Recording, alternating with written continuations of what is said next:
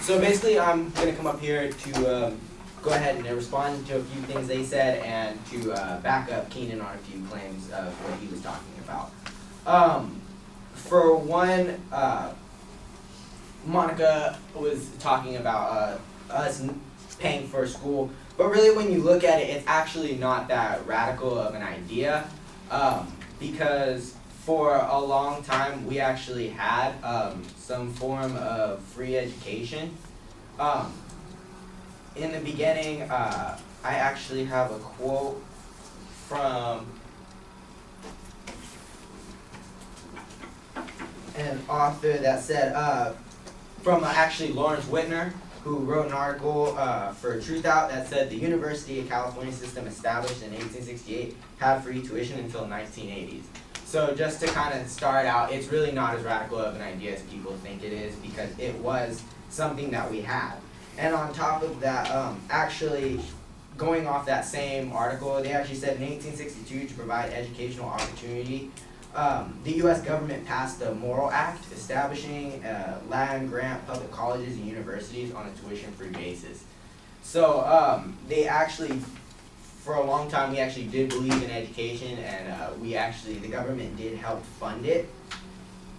And one thing that happened after that is states stopped funding education, and that's what led to the high cost for tuition. In another article, in the same article, he went on to say that since 2008 alone, state funding for public universities has dropped 16%. So it's saying that really this high in tuition is really just based on underfunding from governmental assistance. So really, if you look at it, we got help to begin with our education through state funding and help from the government.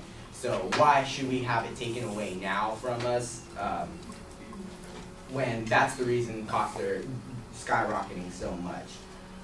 Another thing that can help with free public education was a quote by Bob Samuels in an article for the Huffington Post, where he said that societies with high rates of degree attainment have lower crime rates.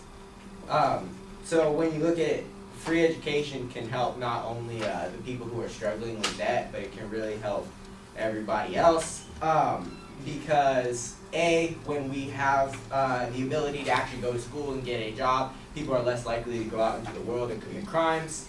Not to mention, people are more willing to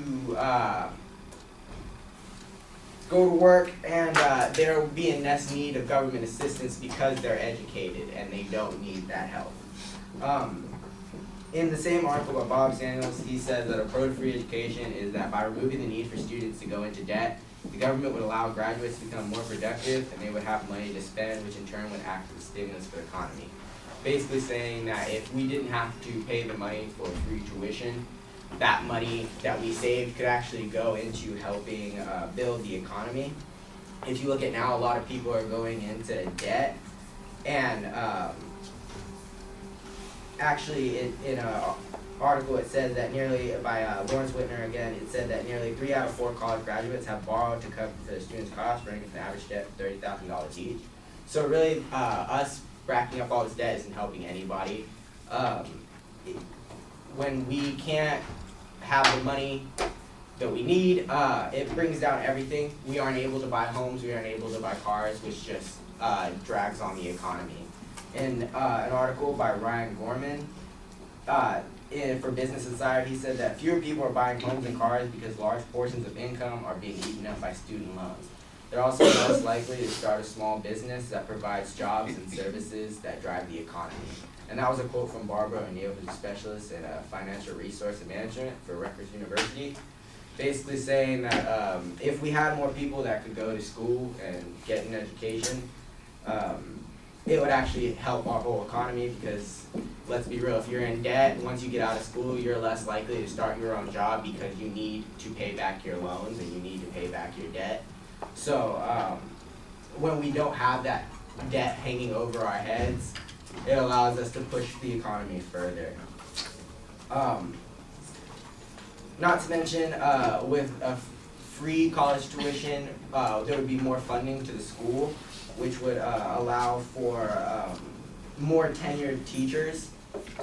In a quote by Lawrence Whitner about the less government funding, he said, "Anxious to maintain or expand operations despite declining level of government funding, college and university administrators cut campus costs by replacing tenured and tenure-line faculty with ruthless, powerless, low-paid part-timers and unpaid full-timers in temporary positions." So when you look at it too, if we had free education, it would allow us to get more tenure and tenure-track faculty, which can only improve our education. And so basically, in the end, we should have free tuition because it would help everyone as a whole. Thank you.